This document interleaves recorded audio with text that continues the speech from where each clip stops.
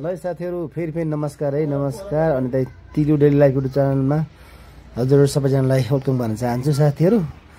अनि के छ सबैजना सञ्चारमा हुनुहुन्छ होला।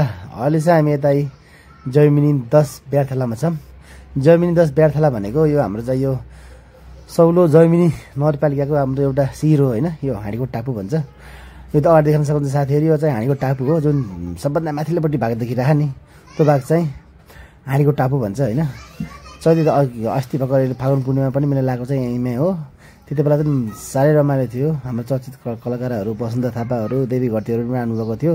यस माहौल चाहिँ धेरै रमाइलो भएको थियो। अनि यो चाहिँ भिडियो चाहिँ ठ्याक्क साँझपख खिचिएको हो।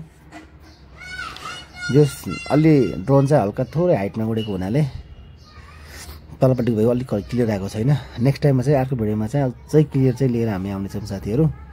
अनि चाहिँ Tilu daily life YouTube channel subscribe गर्नुभएको छैन भने सब्स्क्राइब गर्न चाहिँ नभुल्नु होला है साथीहरू। यो ठक्क यो चाहिँ व्यार्थलाको चोक हो। यो जयमिनी 10 व्यार्थलाको चोक हो। जयमिनी 10 व्यार्थला चाहिँ मोस्ट फेमस भनेको केले छ भन्दाखेरि ढुङ्गा खानीले गर्दा फेमस छ। यसमा चाहिँ घर छाउनु ढुङ्गा हुन्छ नि, त्यो ढुङ्गा चाहिँ काटेर चाहिँ त्यहाँ चाहिँ बिक्री हुन्छ। यो डाँडापारी चाहिँ खानी छ। खानी भएको हुनाले पनि त्यहाँ चाहिँ पहिला मान्छे धेरै आउँथे। अहिले चाहिँ खासै धेरै मान्छे पनि आउँदैन।